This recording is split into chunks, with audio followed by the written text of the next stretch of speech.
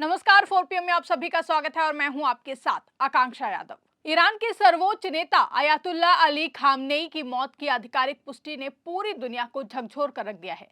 सरकारी channel press TV और अन्य मीडिया रिपोर्ट्स के अनुसार अमेरिका और इजराइल के संयुक्त हवाई हमले में खामनेई मारे गए। यह घटना सिर्फ एक सैन्य कार्रवाई नहीं बल्कि मिडिल ईस्ट की राजनीति में बड़ा मोड़ मानी जा रही है। इस खबर के सामने आते ही ईरान में शोक और गुस्से का माहौल बन गया, जबकि अंतर्राष्ट्रीय स्तर पर चिंता बढ़ गई है।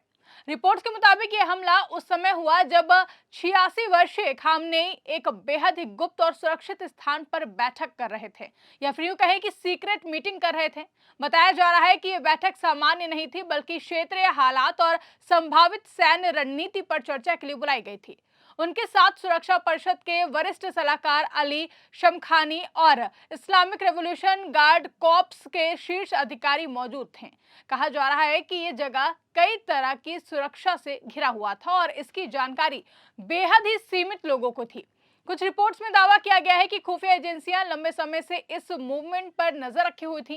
खाड़ी क्षेत्र के अखबार खालिज टाइम्स ने लिखा है कि अली शमखानी की गतिविधियों पर विशेष निगरानी थी। जैसे ही वो उस गुप्त ठिकाने पर पहुंचे, उसी समय संयुक्त हवाई हमला कर दिया गया। हमले में कथित तौर पर बंकर बस्टर बम और सटीक निर्देशित मिसाइलों का इस्तेमाल किया गया, जिससे पूरा परिसर मलबे में बदल गया। इस ऑपरेशन की टाइमिंग और सटीकता को लेकर कई गंभीर सवाल उठ रहे हैं कि इतनी सीक्रेट मीटिंग की जानकारी बाहर कैसे पहुंची। सरकारी मीडिया रिपोर्ट्स के अनुसार ये एक संयुक्त सैन्य कार्रवाई थी जिसमें अमेरिका और इजराइल दोनों शामिल थे। हालांकि इस ऑपरेशन के तकनीकी विवरण अभी भी सार्वजनिक नहीं किए गए हैं। हमले के बाद उस स्थान को पूरी तरह से सील कर दिया गया है। बचाव और जांच दल तुरंत मौके पर पहुंचे हैं। सरकारी सूत्रों ने बाद में पुष्टि की है कि अयातुल्ला अली खामनेई की मौत हो चुकी है। सूत्रों के अनुसार हमले के तुरंत बाद इलाके को सील कर दिया गया है। बचाव दल मलबा हटाने में जुटे और कुछ घंटों बाद आधिकारिक पुष्टि की गई कि खामनेई की मौत हो चुकी है।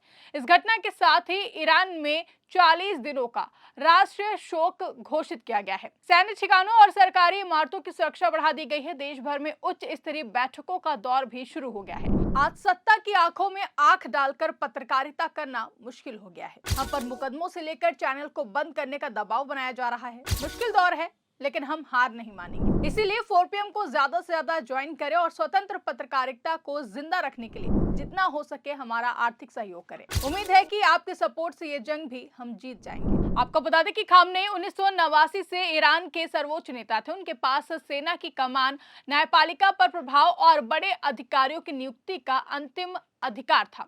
ऐसे में उनका अचानक जाना सिर्फ एक व्यक्ति की मौत नहीं बल्कि सत्ता के केंद्र में बड़ा बदलाव है। विशेषज्ञ मानते हैं कि आने वाले दिनों में नए नेतृत्व को लेकर अहम फैसले लिए जाएंगे। खामनेई की मौत के बाद पश्चिम एशिया में हालात अचानक बेहद ही तनावपूर्ण हो गए हैं।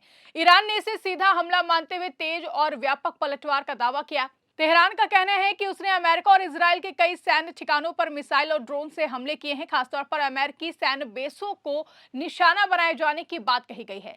ईरानी अधिकारियों के मुताबिक इन हमलों के दौरान अमेरिकी मिसाइल डिफेंस सिस्टम प्रभावी ढंग से काम नहीं कर पाया और कई ठिकानों को भारी नुकसान पहुंचा है। ईरान समर्थित मीडिया में यह भी दावा किया गया है कि बड़ी संख्या में अमेरिकी सैनिक मारे गए हैं। हालांकि वॉशिंगटन की ओर से इन आंकड़ों की पुष्टि नहीं की गई है। ईरान ने अपने दावों को और भी ज्यादा मजबूत बनाने के लिए कहा कि जिन हथियारों का इस्तेमाल किया गया वो उसकी पुरानी मिसाइलें थीं, जिन्हें जल्द ही सेवा से हटाया जाना था। ईरानी पक्ष का तर्क है कि अगर पुराने हथियार ही अमेरिकी रक्षा प्रणाली को चुनौती दे सकते हैं तो उसकी नई और उन्नत मिसाइलें कहीं ज्यादा घातक साबित हो सकती हैं। इसी संदर्भ में रूसी S-500 जैसे उन्नत एयर डिफेंस सिस्टम का उदाहरण देते हुए ईरान समर्थक मीडिया ने दावा किया है कि आने वाले समय में उसके आधुनिक तकनीक किसी भी बड़े डिफेंस नेटवर्क को भेज सकती हैं। इन बयानों ने क्षेत्रीय सुरक्षा चिंताओं को और भी ज्यादा बढ़ा दिया है। इसी बीच पश्चिम एशिया के कई देशों में मौजूद अमेरिकी सैन्य अड्डों का नाम संभावित लक्ष्यों के रूप में लिया जा रहा है। कतर, इराक और आसपास आसपास के इलाकों में हमलों की खबरें लगातार सामने आई हैं। इस्लामिक रेवोल्यूशनरी गार्ड कॉर्प्स के प्रवक्ता ने दावा किया है कि पहले ही दिन 14 अमेरिकी सैन्य ठिकानों पर हमले किए गए हैं और अधिकांश मिसाइलें अपने लक्ष्य तक पहुंची हैं। हालांकि इन दावों की स्वतंत्र पुष्टि अभी तक नहीं हुई है, जिससे जमीनी स्थिति को लेकर स्पष्ट तस्वीर सामने नहीं आ पाई है। अमेरिका की ओर से जारी आधिकारिक बयान में कहा गया है कि वो हालात पर करीबी नजर रखे हुए हैं और अपने सैनिकों और सहयोगी देशों की सुरक्षा के लिए आवश्यक कदम उठाए जा रहे हैं। पेंटागन ने यह संकेत दिया है कि क्षेत्र में सुरक्षा तैयारियों को मजबूत किया जा रहा है। इसी दौरान अमेरिका के राष्ट्रपति डोनाल्ड ट्रंप ने बयान दिया कि अगर परिस्थितियां अनुकूल हों तो वो ईरान के साथ दोबारा बातचीत के लिए तैयार हैं। अमेरिका में पहले से ही किसी बड़े सैन्य संघर्ष को लेकर मतभेद मौजूद है। अगर ईरान के दावों के मुताबिक भारी सैन्य नुकसान की पुष्टि होती है तो इसका असर अमेरिकी घरेलू राजनीति पर भी पड़ सकता है। वहीं इजराइल में भी स्थिति काफी ज्यादा संवेदनशील बताई जा रही है। इजराइल डिफेंस फोर्सेज ने नागरिकों के लिए अलर्ट जारी करते हुए सुरक्षित बंकरों में रहने की सलाह दी है। रिपोर्ट के अनुसार बीते 24 घंटों में कई बार हवाई हमले के सायरन बजे और बड़ी संख्या में लोगों को अस्थायी रूप से सुरक्षित स्थानों पर जाना पड़ा है। ईरान समर्थित रिपोर्ट में दावा किया गया है कि इजरायली सैन्य ठिकानों और रक्षा उद्योग से जुड़े परिसरों को भी निशाना बनाया गया है। हालांकि इजरायल की ओर से सीमित जानकारी साझा की गई है, जिससे वास्तविक नुकसान का आकलन साफ नहीं हो पाया है। वहीं इस पूरे घटनाक्रम में खाड़ी देशों का नाम भी चर्चा में है। संयुक्त अरब अमीरात पर मिसाइल और ड्रोन हमलों के दावे सामने आए हैं।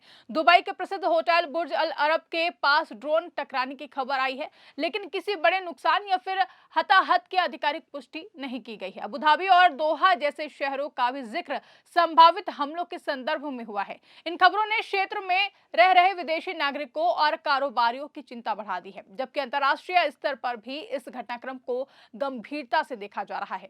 कई देशों ने संयम बरतने और कूटनीतिक रास्ते अपनाने की अपील की है। विशेषज्ञों का मानना है कि अगर दोनों पक्ष अपने दावों और चेतावनियों को आगे बढ़ाते हैं तो ये टकराव व्यापक क्षेत्रीय संघर्ष में बदल सकता है। फिलहाल स्थिति दावों और प्रति दावों के बीच उलझी हुई नजर आ रही है। स्वतंत्र और आधिकारिक पुष्टि का इंतजार है, जबकि जमीनी हालात तेजी से बदल रहे हैं। कुल मिलाकर खामनेई की मौत के बाद शुरू हुआ ये घटनाक्रम केवल 2 देशों तक सीमित नहीं दिख रहा है, बल्कि ये पूरे मध्य पूर्व की सुरक्षा और स्थिरता को प्रभावित कर सकता है। आने वाले दिन तय करेंगे कि ये टकराव सीमित रहता है या फिर एक बड़े संघर्ष का रूप ले लेता है। अब दुनिया की नजरें इस बात पर टिकी है कि क्या कूटनीति तनाव को कम कर पाएगी या हालात और भी ज्यादा बिगड़ेंगे। आपको क्या लगता है, कमेंट करके हमें जरूर बताइएगा। फिलहाल के लिए इस खबर में बस इतना ही। अगर खबर पसंद आई हो तो खबर को ज्यादा से ज्यादा लाइक और शेयर करना ना भूलें। चैनल पर नए हैं तो चैनल को सब्सक्राइब जरूर कर ले और देखते रहिए 4PM न्यूज नेटवर्क।